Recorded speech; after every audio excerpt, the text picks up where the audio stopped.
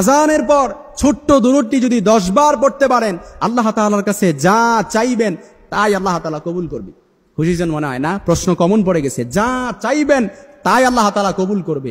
যখন মুয়াজ্জিন আযান দিবে, আযান দেওয়ার সাথে সাথে মুয়াজ্জিন যা বলবে, কুলু মিসলা মা ইয়াকুলুল মুয়াজ্জিন, মুয়াজ্জিন যা বলবে আপনিও তা বলবেন।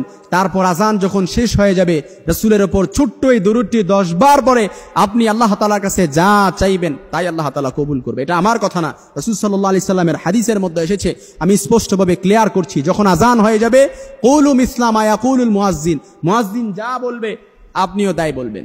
মুয়াজ্জিন যদি বলে আল্লাহু আকবার আল্লাহু আকবার, আপনিও বলবেন আল্লাহু আকবার আল্লাহু আকবার।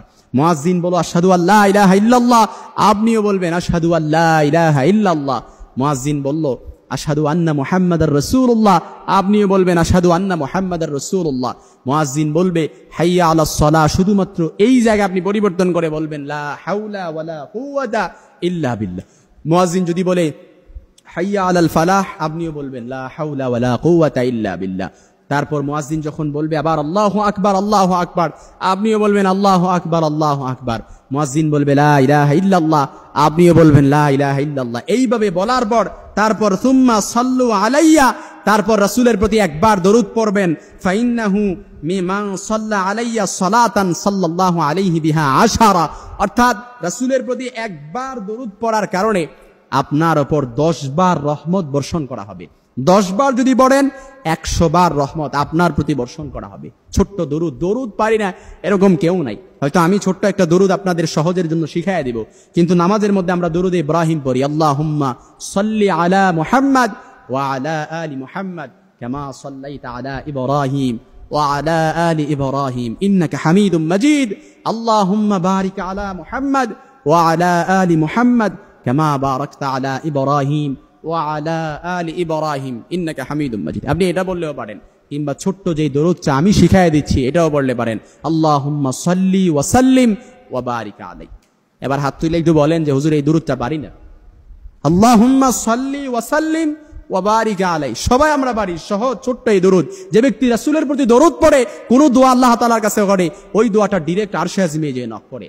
আর রাসূলের প্রতি দরুদ পড়েন নাই, মাহজুবুন মাওকুফুন মুআল্লাকুন বাইনাস সামাই ওয়াল আরদ, আকাশ আর জমিনের মাঝে পেন্ডিং অবস্থায় থাকে, ঝুলন্ত অবস্থায় থাকে। ওই দোয়াটা জমিনেও আসে না, অর্থাৎ নিচেও নামে না, উপরেও ওঠে না, মাঝখানে, আসমানের মাঝখানে এটা ঝুলন্ত অবস্থায় থাকে।